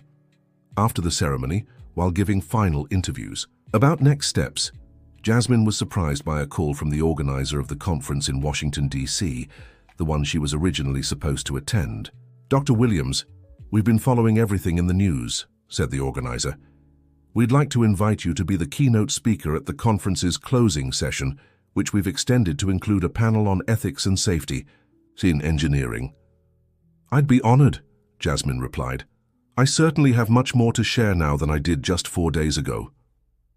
When she finally had a moment to herself, Jasmine found a quiet spot overlooking the runways and watched a plane take off smoothly into the blue sky. It was one of the aircraft that had undergone a full inspection under her supervision, carrying dozens of lives entrusted to the systems she'd helped verify. That's when Dorothy Johnson found her, bringing the inevitable cup of coffee that seemed to be her trademark. "A penny for your thoughts," the older woman smiled, sitting beside her. "I'm thinking about how life takes unexpected turns," Jasmine replied. 4 days ago, I was just a frustrated engineer who couldn't present her research. Today I'm helping put into practice everything I'd only theorized about. "There are no coincidences, my dear," Dorothy mused. "You were meant to be here at this moment doing exactly what you're doing. Some people spend their whole lives searching for their purpose. You've found yours." Jasmine smiled, recognizing the wisdom in the older woman's words. "And what happened to Derek and Mr. Richardson? Menezes?" she asked. "Derek was officially fired this morning," Mrs. Johnson informed her. "As for Richardson, he's cooperating with the investigation in exchange for a plea deal. Apparently, he kept detailed records of all decisions, including emails and meeting minutes that implicate other board members in the cost-cutting safety policies." "Typical," Jasmine remarked, unsurprised, "covering his own neck. But in the end, this might help ensure all responsible parties are identified. Mrs. Johnson considered. Sometimes even the most deplorable people can inadvertently serve a greater purpose. Dear listener, if you're enjoying the story, don't forget to like and especially subscribe to the channel. It really helps us who are just starting out. Now back to it. The rest of the day passed in a mix of interviews, technical meetings, and planning for next steps. That evening, Jasmine was surprised by a small celebration organized by Tasha and other airport staff. In a break room decorated with makeshift balloons, about 30 people gathered to thank her and celebrate. "Her toast to the woman who grounded every flight so they could fly safely again," proposed one of the maintenance technicians, raising a soda cup. Jasmine, usually reserved, was moved by the genuine warmth of these people who, just days before, had been complete strangers. Together they had faced a crisis, exposed uncomfortable truths, and begun rebuilding a safer, fairer system. "Don't toast me," she replied emotionally. "Toast yourselves. To every person who did their part, who refused to accept, that's how it's always been as an answer, who put lives above convenience and politics." The small party continued with shared behind-the-scenes stories from the intense inspection days. Technicians recounted surprising discoveries, tense moments, and small victories. It was a collective healing process, a way to process the transformative experience they'd shared. In one corner of the room, Jasmine chatted with a group of young, recently graduated engineers working at the airport. They bombarded her with questions about her career, her experiences as a black woman in a male-dominated field, and how she'd maintained her integrity in challenging situations. "The secret is never forgetting why you chose this profession in the first place," Jasmine explained. "For me, it's always been about protecting lives. When you keep that core purpose clear, the hard decisions become a little easier." "Even when it means risking your own career?" one of the young women asked. "Especially then," Jasmine replied with conviction, "because at the end of the day, you need to be able to look in the mirror and recognize the person staring back." As the celebration continued, Richard quietly approached Jasmine. "I have news you should hear," he said softly. "Gerald just informed me the board voted unanimously to implement all your safety recommendations, no budget restrictions."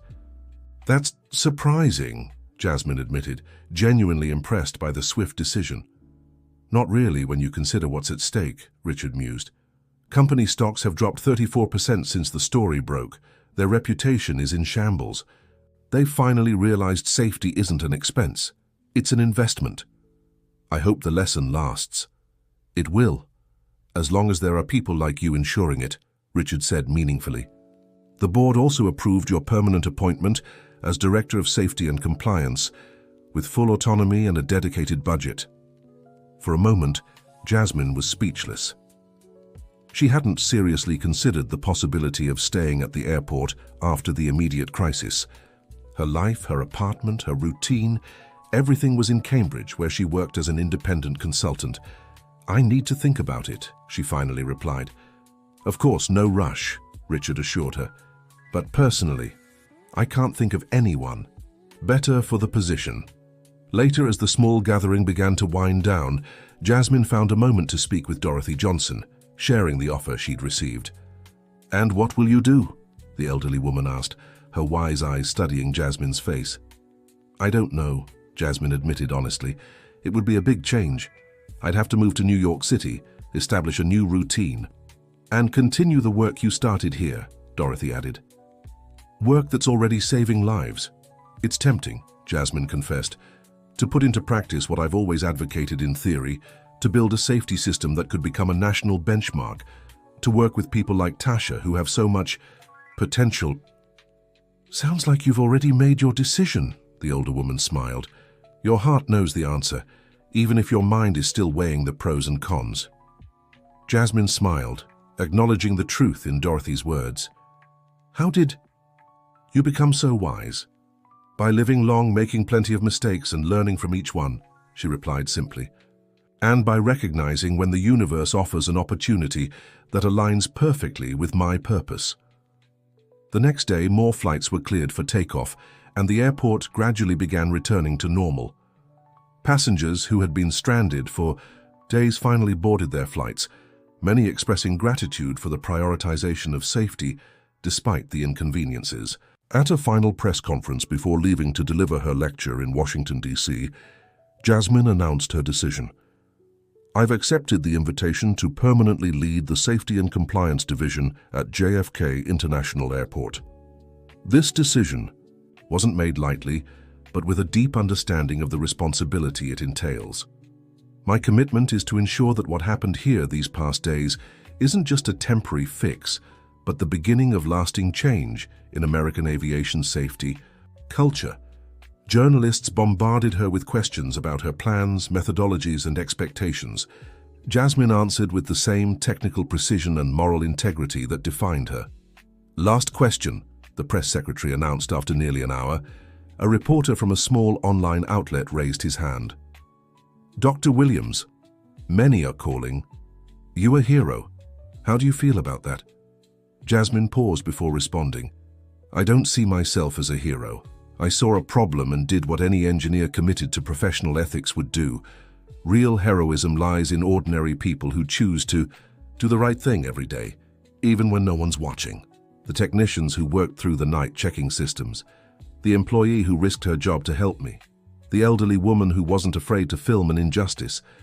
If my story inspires others to speak up when they see something wrong, then it will have been worth it.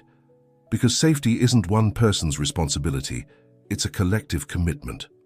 After the conference, Jasmine finally boarded her flight to Washington, D.C., where she would present not just her original research on fire prevention system failures, but also a real-world case study on how systemic negligence nearly caused preventable tragedies.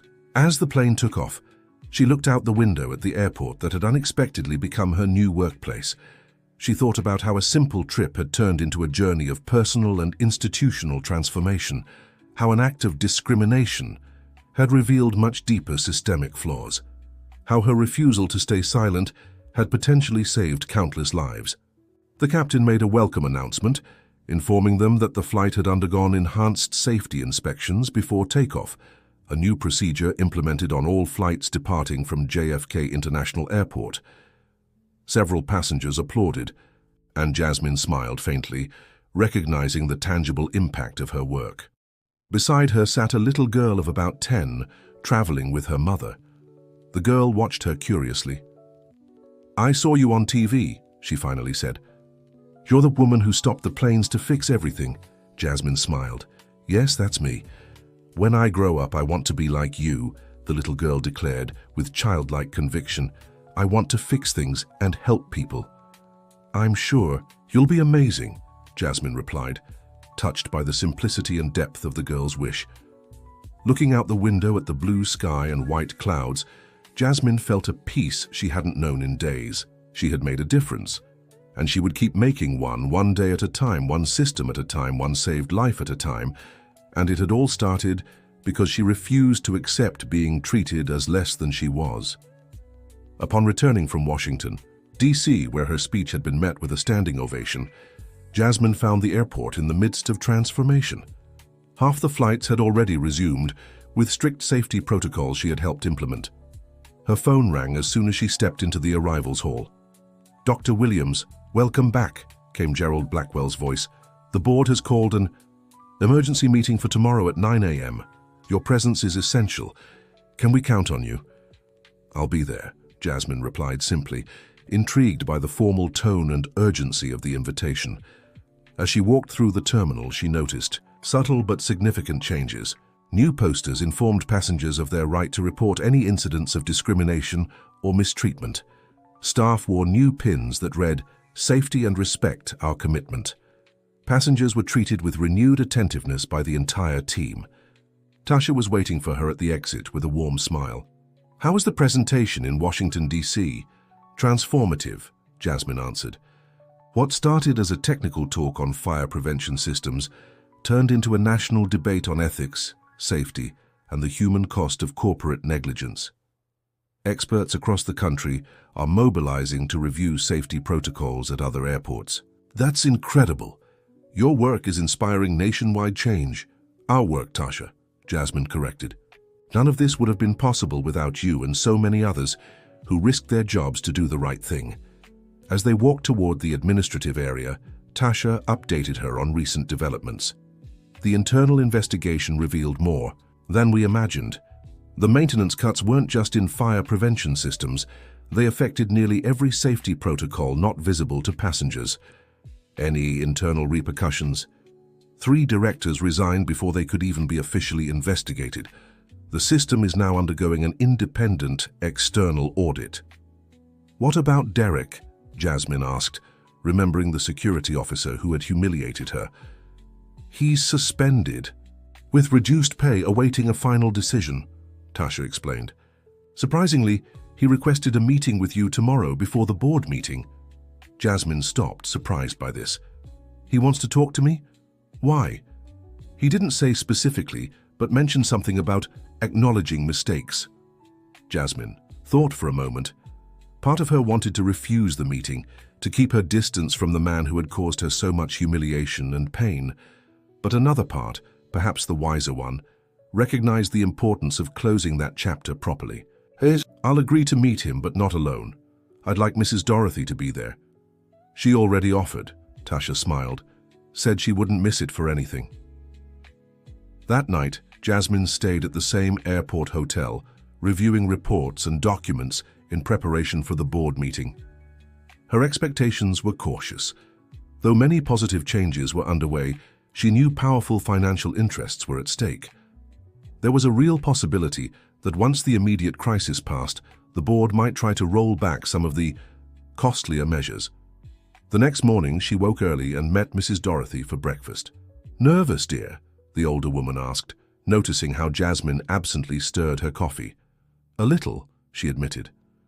"Not about meeting Derek or the board meeting itself, but about the possibility that everything we've achieved could slowly unravel once the media spotlight fades." "That's why people like you are so important," Mrs. Dorothy replied. "Someone who keeps watch when no one else is looking. Do you think I should accept the offer to take on the safety director position permanently?" Mrs. Dorothy smiled knowingly. "I think you already know the answer. The question is whether you're ready to accept such a big responsibility." Jasmine reflected, understanding the wisdom in her words. "I've always fought for change from outside the system. Now I have the chance to change it from within." "Exactly," Mrs. Dorothy nodded. "And it's much easier to criticize than to build, isn't it?" At 8 a.m., they headed to the room where the meeting with Derek would take place. Jasmine felt a knot in her stomach as she saw the man who had treated her with such contempt days before. He looked different now, his impeccable uniform replaced by civilian clothes, his once imposing posture slightly hunched. "Good morning, Dr. Williams," he greeted formally, avoiding direct eye contact. "Thank you for agreeing to meet with me." "Good morning, Mr. Richardson," Jasmine replied with equal formality. "This is Mrs. Dorothy Johnson, who is here at my request." "We've met," he said, even more uncomfortable. "You're the one who filmed the incident." "Among other revealing moments," Mrs. Dorothy added calmly. The 3 sat down, a tense silence, hanging between them for a few seconds before Derek finally spoke. "I requested this meeting to formally apologize for how I treated you. My behavior was inexcusable and—" He hesitated, visibly struggling with his words. "Discriminatory." Jasmine studied him closely, trying to discern whether his remorse was genuine or just an attempt to save his job. "What changed?" she asked, bluntly. "A few days ago you were giving interviews accusing me of making everything up." "Intensive therapy," he answered after a pause. "Part of my suspension included daily sessions with a psychologist specializing in unconscious bias. She made me see patterns in my behavior that—" He hesitated again. "That I refuse to acknowledge." "Go on," Mrs. Dorothy encouraged when the silence lingered. "I realized it wasn't the first time I'd treated black people differently, especially women in positions of authority. The psychologist helped me understand that I grew up in an environment that normalized certain behaviors, and I repeated them without question." "Understanding is the first step," Jasmine remarked, "but it doesn't erase the harm done." "I know that," Derek agreed. "That's why I'd like to propose something beyond just words. If you allow me to stay at the airport, Even in another role, I commit to participating in new employee training, sharing my experience as an example of what not to do and how to recognize one's own biases. The proposal surprised Jasmine. She hadn't expected Derek, the man who had symbolized arrogance and institutionalized prejudice, to consider using his own failure as an educational tool. That would require considerable humility on your part, she observed. Humility is exactly what I've learned these past few weeks, he replied. Watching my career crumble, my uncle lose his job, and realizing my actions almost contributed to an aviation tragedy by preventing you from boarding. It was a hard lesson, but a necessary one. Jasmine exchanged glances with Dorothy, who nodded subtly, as if approving the sincerity she detected in Derek's words. It's not up to me to decide your future at the airport, Jasmine finally said, but I appreciate your apology and will consider your proposal when the matter is discussed by the board. That's all I can ask, he replied, standing up. Thank you for hearing me when I didn't deserve that right.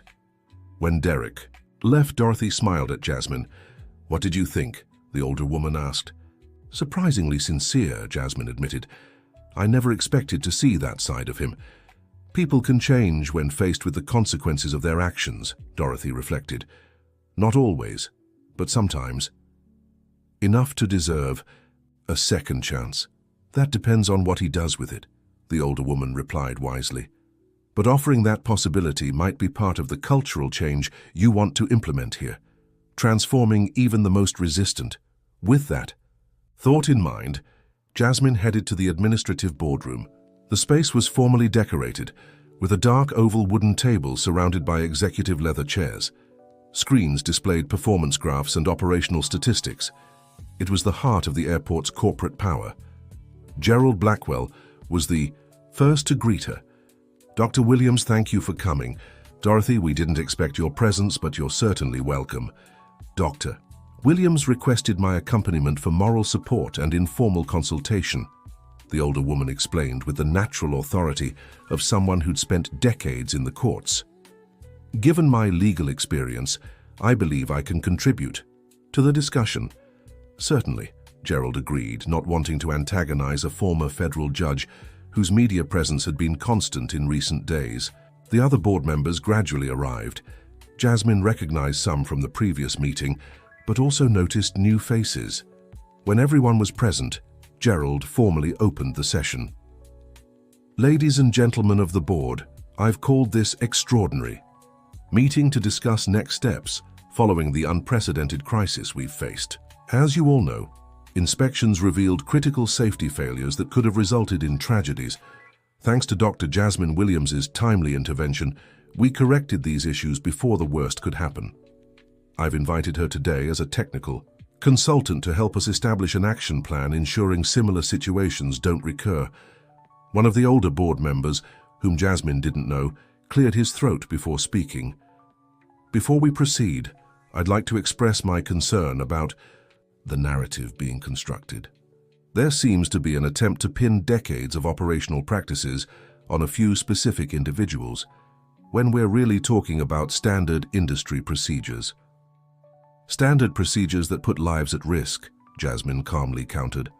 That's an opinion, Dr. Williams, the board member replied condescendingly. How long have you been in this field? 10, 15 years. Some of us have been in aviation longer than you've been alive. We know the difference between theoretical and practical risks. Jasmine felt the jab but kept her composure. Mr. Oliver, George Oliver. Mr. Oliver, with all due respect to your experience, we're not talking about theoretical risks. We found melted wires in the main fire suppression system on 3 aircraft, each carrying an average of 180 passengers. This isn't theory. It's a ticking time bomb we thankfully discovered before detonation. Gerald stepped in, trying to diffuse the tension. I believe we can all agree that regardless of the past, we need to establish new protocols for the future. That's why Dr. Williams is here. Jasmine nodded, recognizing her cue to present her recommendations. She stood and connected her tablet to the room's main screen. I've prepared a detailed presentation with 3 key components. First, a technical analysis of the failures we've identified. Second, a documented pattern of decisions that prioritized cost-cutting over safety, and third, specific recommendations for correction and prevention. For nearly an hour, Jasmine guided the board through a meticulous, technically precise account of the issues. Drawing on her expertise as a safety engineer, she explained in accessible terms the implications of each failure and how seemingly harmless small decisions had compounded into catastrophic risks. But the most concerning part, she continued, moving to the second section, is that these technical issues were worsened by an organizational culture that discouraged internal reporting. On the screen, anonymous employee testimonies appeared, detailing how their concerns had been ignored or how they'd faced subtle retaliation for insisting on safety issues. In the last few weeks, we've collected over 70 similar accounts. These aren't isolated incidents, they're a systematic pattern of silencing. And this pattern extends beyond technical issues, affecting how minority employees and passengers are treated. That sounds like an exaggeration, interrupted another board member. A few isolated incidents don't amount to institutional discrimination. They're not isolated, Dorothy Johnson interjected for the first time. As a former federal judge specializing in institutional discrimination cases, I can assure you the patterns documented here fit the legal definition perfectly. I've received dozens of reports from passengers who experienced situations similar to Dr. Williams's but lacked the means or position to be heard. The board grew visibly more uncomfortable as the presentation continued. Gerald, sensing the situation could deteriorate, suggested a 15-minute break for everyone to process the information shared. During the break, Jasmine and Dorothy remained in the room reviewing their notes. They were the only black women on a board dominated by middle-aged white men, and the power dynamic was palpable. "They're on the defensive," Dorothy observed quietly. "It's natural. No one likes having their mistakes laid out so plainly." "I'm not here to point fingers. I'm here to ensure real change," Jasmine replied. "If they stay defensive, nothing will fundamentally shift." When the board reconvened, Gerald seemed to have taken a more controlling stance. "Dr. Williams, we appreciate your thorough analysis. The board acknowledges the seriousness of the issues raised and is committed to addressing them properly. However, I have some concerns about how this situation is being portrayed publicly." "How so?" Jasmine asked, sensing a shift in tone. "Well, there's a narrative being built that the airport as a whole is inherently unsafe or discriminatory, when in reality we're talking about isolated incidents that, while serious, don't reflect our institutional values. Dear listener, if you're enjoying the story, take a moment to like the video and especially subscribe to the channel. It helps us a lot as we're just starting out. Now, continuing. "Mr. Blackwell," Jasmine replied calmly, "when we find critical flaws in over 40% of the inspected aircraft, we're no longer talking about isolated incidents, but a systemic problem. Similarly, when dozens of employees report similar experiences of discrimination or retaliation for raising safety concerns, we're seeing an institutional pattern, not exceptions." Gerald seemed momentarily speechless, but quickly regained his composure. "No one is denying there are issues to be addressed. The question is how we proceed constructively without," he hesitated, choosing his words carefully, "without unnecessary harm to the reputation of an institution that employs thousands and serves millions of passengers annually." George Oliver interjected again. "To be frank, Dr. Williams, some board members suspect your motivations may go beyond genuine concern for safety. After all, this situation has significantly raised your public and professional profile. The veiled accusation that she was exploiting the situation for personal gain hit Jasmine like a physical blow." Before she could respond, Dorothy Johnson spoke up. "Mr. Oliver, I've only known Dr. Williams for a few days, but I can vouch for her character. She risked her professional reputation and career to expose problems others chose to ignore. If her concern were self-promotion, there'd be far less risky ways to achieve it." Gerald, sensing the discussion was veering into personal territory, tried to redirect it. "No one is questioning Dr. Williams's character. We just need to find a solution that serves the interests of all parties involved." It was then that another board member, who had remained silent until now, discreetly slid an envelope toward Jasmine. "Perhaps this could help align our interests," he said quietly. Jasmine opened the envelope and found a confidential settlement offer. They were proposing a multi-million-dollar sum for strategic consulting and an external advisory role, on the condition that she signed a non-disclosure agreement about the specific flaws uncovered and attributed the incidents to isolated errors by mid-level personnel already corrected. She looked at the document, then at the faces around the table, and finally at Dorothy, who raised her eyebrows in a silent, "I told you so." "Gentlemen," Jasmine said, placing the open document on the table for all to see, "if you think my concern is financial, or that I can be bought to ignore risks to thousands of lives, then you've understood nothing about my motivation or professional ethics." An awkward silence filled the room. Some board members seemed genuinely embarrassed by the tactic, while others remained expressionless. "I'm not here to negotiate my silence or for personal gain," Jasmine continued firmly. "I'm here because I believe this airport can become a model of excellence in safety and equality. Because I know most employees are dedicated professionals who deserve a workplace that values their integrity and expertise. And because I understand that you, as leaders of this institution, have a responsibility not just to shareholders, but to every life that passes through these terminals." Her words seemed to have a profound impact. For a few moments no one spoke, until a new voice made itself heard. It was a middle-aged woman seated at the far end of the table whom Jasmine hadn't noticed before. "My name is Morgan Quinn," she introduced herself. "I'm the newest member of this board, representing the investment fund that recently acquired 22% of the airport's shares, and I am absolutely impressed by your integrity, Dr. Williams." The atmosphere in the room shifted noticeably. The other board members observed Morgan with renewed attention, clearly aware of the significant power she now represented. "Our fund only invests in companies with exemplary governance and proven social responsibility," she continued.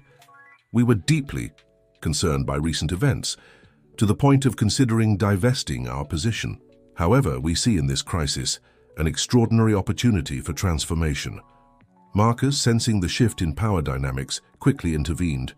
"Board member Quinn, we were just discussing a comprehensive plan to restructure our safety protocols, and from what I observed," Morgan interrupted politely but firmly, "you were trying to silence the only person who demonstrated enough courage and integrity to protect lives, even at the cost of her own convenience." The silent standoff between the new investor and the board's established core was almost palpable.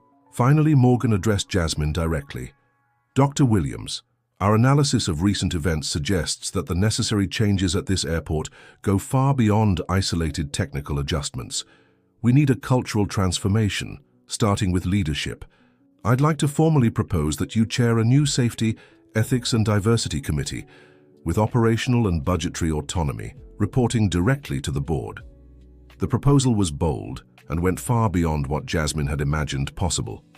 This wasn't just a technical role, it was a position with real power to implement systemic change. "Would this committee have the authority to implement the recommendations I've presented?" Jasmine asked, wanting assurance that it wouldn't just be a title without real power. "Full autonomy," Morgan confirmed, "with adequate resources and the authority to review and veto any operational decision that compromises safety or promotes discrimination." Marcus and the other traditional board members clearly hadn't anticipated this turn of events, but quickly realized they needed to adapt to the new reality. One by one, they began expressing support for the proposal, some more enthusiastically than others. "I believe we can put this proposal to an immediate vote," Marcus suggested, trying to regain control of the narrative. "Unless Dr. Williams needs time to consider." Jasmine exchanged glances with Dorothy, who nodded discreetly. "I don't need additional time," she replied. "I'll accept the position on one condition, that I can assemble my own team, including people who demonstrated integrity during this crisis, regardless of their current position in the hierarchy." "That seems fair," Morgan agreed. "Any objections?" No one raised any, though some board members appeared uneasy with the speed of change. The vote was unanimous, more out of political necessity than genuine conviction from all present. In the weeks that followed, the airport underwent an accelerated yet methodical transformation. The committee led by Jasmine implemented new safety protocols, established legally protected anonymous reporting channels, and initiated a full review of hiring and promotion policies to eliminate biases. Tasha was the first person Jasmine invited to her team, promoting her to Communications and Transparency Coordinator. The young woman who had risked her job to do the right thing now had the opportunity to build systems that would protect others in the same situation. "I never imagined I'd come this far so quickly," Tasha confessed during one of her first team meetings. "I'm still getting used to the idea that my opinion now carries institutional weight." "You've always had a voice," Jasmine replied. "The difference is that now people are forced to listen." Dorothy Johnson, in turn, accepted the invitation to lead the diversity component of the commission as an external consultant. Her legal expertise and wisdom gained from decades of fighting institutional discrimination brought credibility and depth to the work. "At 73, I thought my days of transforming institutions were over," she remarked to Jasmine over breakfast. "How good it is to be wrong."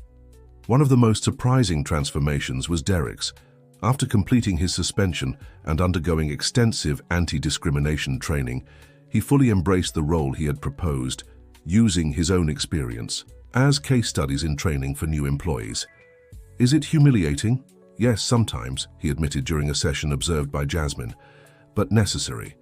Because unconscious biases remain unconscious until someone has the courage to bring them into the light." The impact of the changes wasn't limited to JFK International Airport.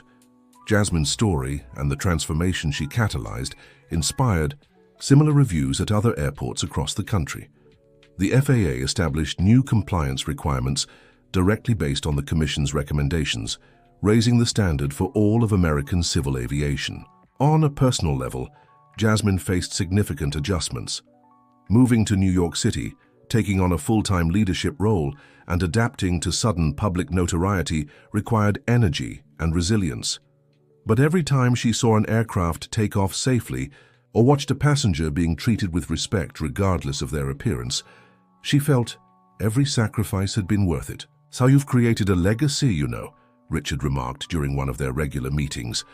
The former professor, now collaborating as a technical consultant, had found his own form of redemption by helping fix the systems he had once allowed had to deteriorate. "We're still just at the beginning," Jasmine replied modestly. "True cultural change takes years, not months." "But you've laid the foundation," he insisted. "And more importantly, you've shown that it's possible to challenge seemingly unchangeable systems and transform them."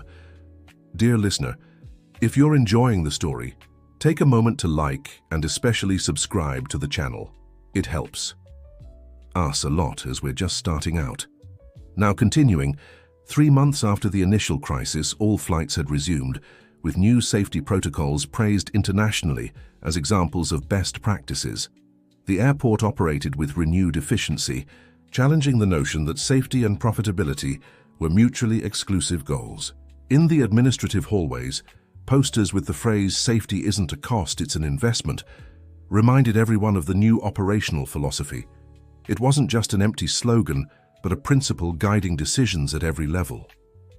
Jasmine's relationship with the board of directors evolved into one of mutual respect, though sometimes tense. Gerald Blackwell, initially resistant to radical changes, ultimately became an important ally, recognizing that the new approach not only protected lives, but also strengthened the airport's long-term reputation and market value.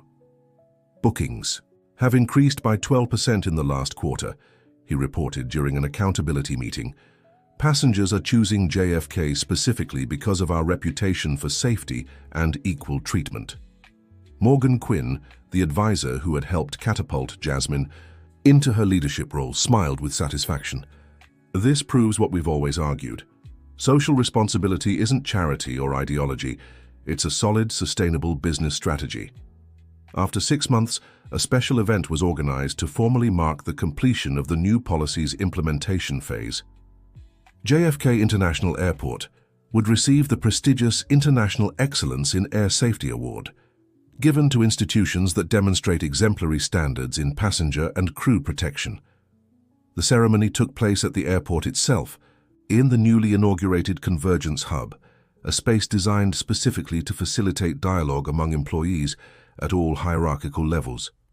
Civil aviation authorities, industry executives, and national and international press gathered to witness the award presentation. Dressed in an elegant cream suit, Jasmine took the stage to accept the recognition on behalf of her team. Scanning the audience, she spotted faces that had become important in her journey. Tasha, now a confident young executive, Dorothy, beaming with pride, Richard, with a smile that mixed satisfaction and regret, and even Derek, sitting quietly in the back, part of the new history being written. When the microphone was handed to her, Jasmine took a deep breath before speaking. This award isn't an ending. It's a milestone in an ongoing journey of transformation. It represents not just improved technical systems, but a fundamental shift in how we value human lives in our daily operations. She paused, looking at the dozens of airport staff present. I want to dedicate this recognition to everyone who was ever silenced for trying to do the right thing. To the technicians who identified problems and were ignored. To the employees who faced discrimination and had nowhere to turn. To the passengers who were mistreated and felt their voices didn't matter. The room fell completely silent, each word resonating with personal meaning for many in attendance.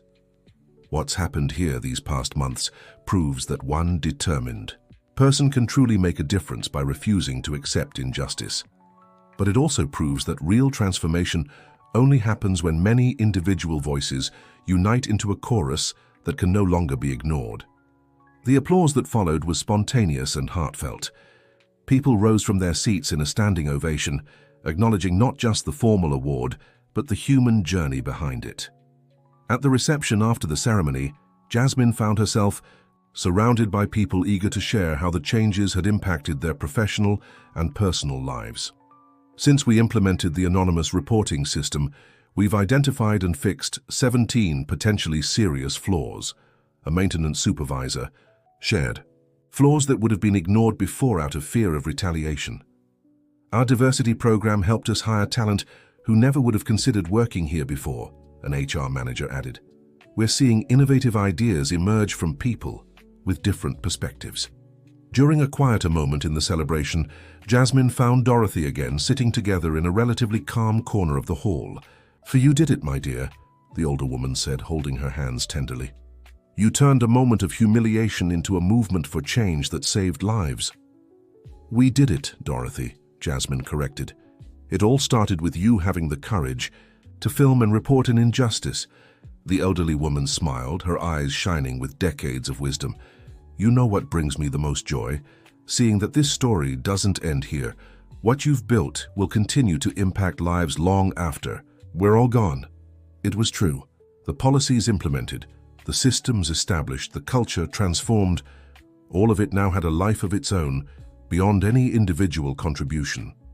Later that evening, after the guests had left and the airport returned to its usual nighttime rhythm, Jasmine walked alone through the illuminated corridors of the terminal. She watched passengers sleeping in chairs while waiting for connections, staff efficiently carrying out their tasks, and aircraft being meticulously prepared for the morning's first flights.